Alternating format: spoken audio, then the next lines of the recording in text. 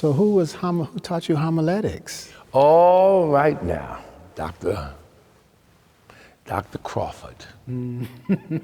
Evans Crawford taught homiletics. And Dr. Crawford, I'll never forget, he said, you cannot preach until you hit the indicative mood. That was for him how we ended the sermon. You end in the indicative mood. And what he was in essence saying, I did not fully comprehend then, because I took it to mean the stylistic formulations that black preaching had taken. Right. were indicative of the indicative mood. Right.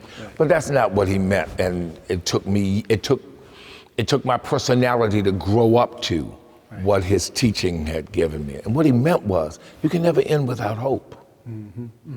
You can never end without an alwaysness of God. And that, Frank, for me, has become the pen to preaching. It ends a sermon, but it explains a life.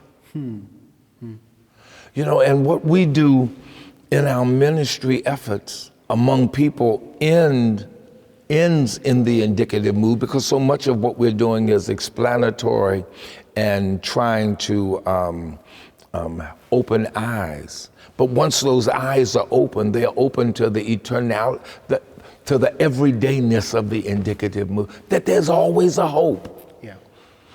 And he taught me O Expository 1, O Expository 2, the diamond, the Hegelian methods.